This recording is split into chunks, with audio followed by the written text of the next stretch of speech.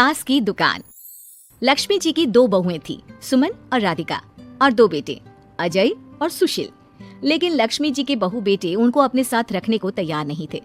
बहुओं के तेज स्वभाव के चलते लक्ष्मी जी को अपना ही घर छोड़कर एक किराए की कोठरी में रहना पड़ रहा था। कुछ दिनों से उनके बेटों ने उन्हें पैसे देना भी बंद कर दिया था। ऐसी स्थिति में लक्ष्मी जी ने अपनी जमा पूंजी से एक छोटी सी दुकान खोली। एक दिन शाम के वक्त, अजय सुनते हो, तुम्हारी माँ ने दुकान खोली है। दुकान अब इस उम्र में दुकान पर बैठेगी वो।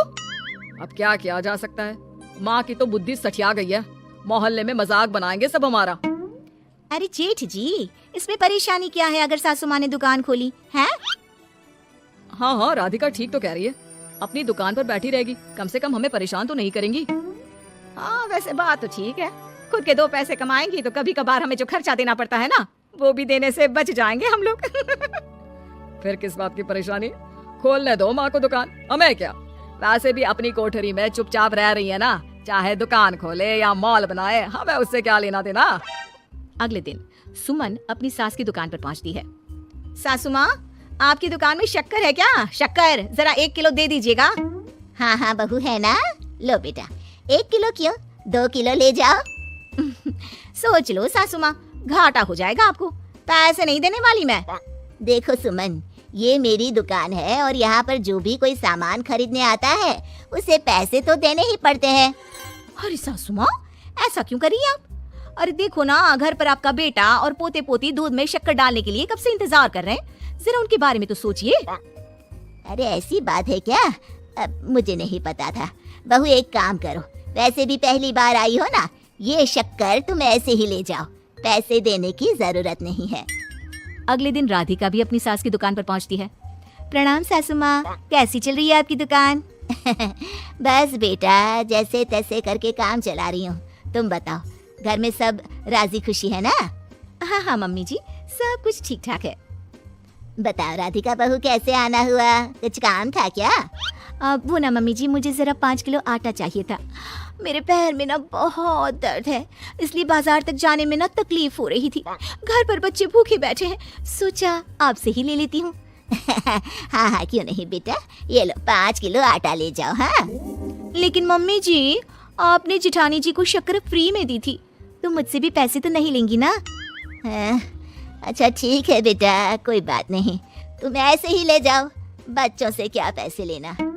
कुछ दिनों के बाद लक्ष्मी का बेटा अजय दुकान पर पहुंचता है।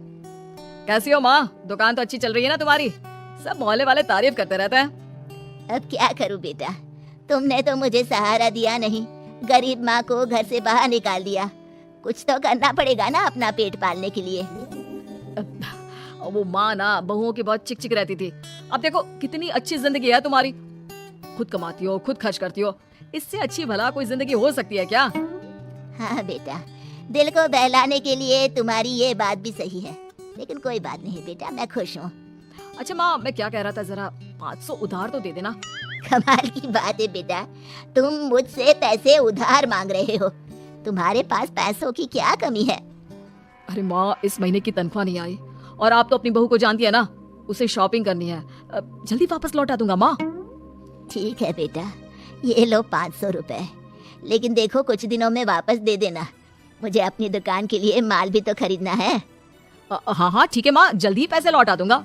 बहुत दिनों तक अजय अपनी माँ लक्ष्मी के पैसे वापस नहीं देता और सुमन और राधिका बार बार किसी न किसी बहाने से अपनी सास लक्ष्मी की दुकान से बिना पैसे दिए खूब सारा सामान ले आती है, जिसकी वजह से लक्ष्मी को अपनी दुकान में बहुत घाटा होता है।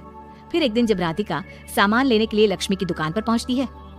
सासू माँ, जरा वो 1 किलो दाल तो देना। नहीं बहू, अब मैं तुम्हें या सुमन को कोई सामान फ्री में नहीं देने वाली। तुम लोगों ने कभी कोई मदद नहीं की मेरी, उल्टा मेरी दुकान से फ्री का सामान ले जाकर मुझे मुश्किल में डाल दिया है। लेकिन मम्मी जी, हम तो आपके बच्चे हैं ना? अगर इतना ही मेरे बच्चे हो तो फिर मुझे घर से बाहर क्यों निकाल दिया? देख बहू, अब मैं तुम्हें 1 रुपए का सामान भी फ्री में नहीं दूंगी, और जाकर सुमन को भी कह देना, आए दिन तुम्हारा पति मुझसे उधार ले जाता है और वापस भी नहीं लौटाता। राधिका गुस्से में घर वापस आती है। घर आने के बाद, क्या हुआ राधिका, बहुत गुस्से में लग रही हो तुम? सासू माँ की दुकान पर गई थी ना? सासू माँ का तो कुछ करना पड़ेगा, जब से ये दुकान खोलकर बैठी है, अक्कड़ तो देखो उनकी। अरे लेकिन हुआ क्या है? होना क्या है, दाल लेने गई थी, मुझे 4 बातें सुनाकर उल्टा भेज दिया, कुछ दिया भी नहीं। ये तो सासू माँ ने ठीक नहीं किया। देखो मेरे पास ना एक बहुत अच्छा प्लान है। कैसा प्लान भाभी? हम अपनी सासू माँ की दुकान में किसी चोर से कहकर चोरी करवा देते हैं और सारा सामान अपने घर मंगवा लेंगे। उसके बाद हमारे पास फ्री में सामान भी आ जाएगा और सासू माँ की अकल भी ठिकाने आ जाएगी। ठीक है भाभी, मैं आपका पूरा साथ दूंगी। आप जल्दी से ये काम करवा दीजिए। और 2 दिनों के बाद सुमन और राधिका एक चोर से मिलकर लक्ष्मी की दुकान में चोरी करवा देते हैं। हे भगवान, ये क्या हो गया? इस उम्र में जैसे तैसे अपना गुजारा कर रही थी, लेकिन चोर मेरा सारा सामान लेकर चले गए। अबे क्या होगा? तभी वहाँ पर राधिका और सुमन पहुँच जाती है। क्या हुआ सासू माँ, बहुत दुखी लग रही हैं आप। अरे क्या बताऊं, मेरी दुकान का सारा माल चोरी हो गया। अब अगर आप अपने ही बहू बेटी को सामान नहीं देंगी तो ऐसा तो होगा ना सासू माँ। अब राधिका की बात सुनकर लक्ष्मी को यकीन हो जाता है कि इस चोरी के पीछे कहीं ना कहीं उसकी दोनों बहुओं का ही हाथ है। लक्ष्मी एक प्लान बनाती है, पैसे उधार लेकर अपनी दुकान में फिर से खूब सारा सामान ले आती है। अरे भाभी, देखा आपने, सासू माँ की दुकान तो फिर से सामान से भर गई है। हाँ वही तो, मैं तो सोच रही थी कि एक बार में उनकी अकल ठिकाने आ जाएगी, पर लगता है फिर से कुछ करना पड़ेगा। लेकिन अब हम क्या कर सकते हैं? अरे वही जो हमने पहले किया था। इसका मतलब फिर से चोरी करवाएंगे? हाँ, उसके बिना हमारा काम कैसे चलेगा?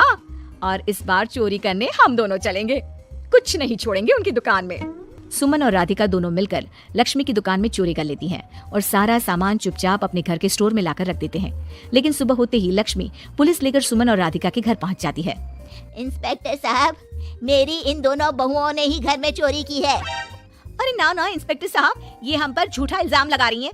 अरे हम क्यों इनकी दुकान में चोरी करने लगे? माँ, आपको शर्म नहीं आती अपनी बहू पर झूठा इल्जाम लगाते हुए? हाँ माँ, हम आपके बेटे हैं और ये आपकी बहुएं हैं, आप ऐसा कैसे कर सकती हैं? लक्ष्मी जी, क्या आपके पास कोई सबूत है? अरे इंस्पेक्टर साहब, आप इनकी बातों में मत आइए।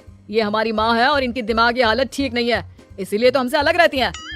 इंस्पेक्टर साहब, मेरी दिमागी हालत बिल्कुल ठीक है और मेरे पास इन दोनों के खिलाफ बहुत बड़ा सबूत है। बताइए क्या सबूत है आपके पास? आप जरा मेरी दोनों बहुओं के हाथ पानी से धुलवा दो, फिर सब कुछ साफ साफ पता चल जाएगा। अरे हाथ पानी से धोने से क्या होगा माँ? आप दोनों मेरे सामने अपने हाथों पर पानी डालिए। जैसे ही राधिका और सुमन अपने हाथ पानी में डालती हैं, उनके हाथों का रंग लाल हो जाता है और ये देखकर सब लोग हैरान रह जाते हैं। अरे ये क्या, तुम्हारे हाथों का रंग अचानक से लाल कैसे हो गया? क्योंकि मैंने अपनी दुकान के सारे सामान पर एक तरह का केमिकल लगा कर रखा था। मुझे पता था जो भी चोरी करने आएगा वो सामान को अपने हाथों से उठाएगा और उसके हाथों पर रंग लग जाएगा।